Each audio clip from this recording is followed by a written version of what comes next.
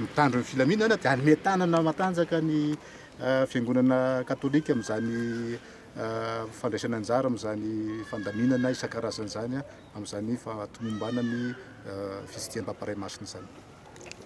Eny ary misaotra indrindra monsieur le ministre, misaotra indrindra ihany koa anareo tonga aty namangy taty amin'ny EVC ary nijery an'ity toerana izay andraisana ny Papa Ray Masina ity, tafiditra ao amin'ny asanareo moa ty hoe fijerena ary koa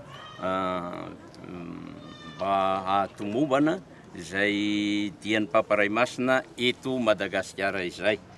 Ny indraindray moa misy mamalakira ary dia misy anina somary mifandibatra indraindray dia mamalakira indraindray, izay moa no hahatonga hoe dia aloha mifampiresaka, zay moa nahatonga anay mifampiresaka tao mba zahay samy zahay.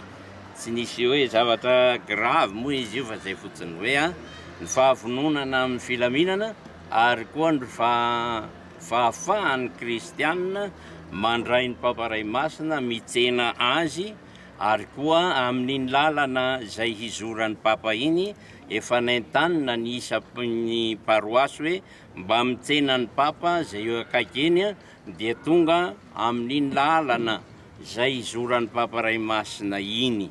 Zay moa ny teny hoe vonona mpitandro ny filaminana dia hiaro ny Papa Ray Masina, hiaro ny vahoaka koa amin'izay lalan'izay. Dia misy moa ny fandaminana, resam-pandaminana io ary zay no naverina atao hoe resaka fandaminana. Rehefa nahitsy moa nisy zavatra ny fandiso angamba amin'ny fomba filaza azy fa dia afaka mitsena ny Papa amin'izay tokony amin'ny toerana voatondro ho an'izay. Io moa nolazainy atao no marina kely ny hoe any amin'ny aéroport raha tsy misy badge ianao tsy afaka hitonga any, dia hoe raha fa tsy manana moa dia ina koa moa no andehanana any.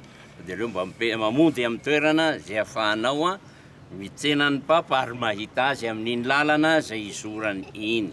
Vao miala ao amin'ny aéroport izy dia efa anatin'ny Papa mobile dia iny zay dia hita soamantsara izy amin'izay. Misy fotoana dia tsy mipetraka amin'iny izy fa mamonjy tomobile kely dia alohany ahatongavana eny amin'ny Analamahitsy eny Ivandry amin'ny toeram-pinena dia efa miala tao anaty tomobile indray ihany koa izy ahafahana mahita hoe indray izy.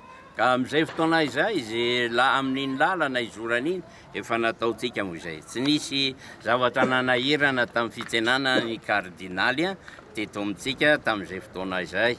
Zao izy tonga anay ny Papa Ray Masina mihitsy ny tonga dia izay no ataona hoe ao anatin'ny filaminana antsika mianakavy no manao azy ary koa isaorana be dia be izay manome tanana ny fiangonana katolika amin'ny fanatotosana an'izay satria moa sarotra daholo tsy misy zavatra mora moa ny asa reo olona na ny anareo na ny mpitandro filaminana samy sarotra. Fa avy eo misy mamalakira ny anelanelany ihany mahatonga miteny indraindray mampiteniteny ihany mahatatavava.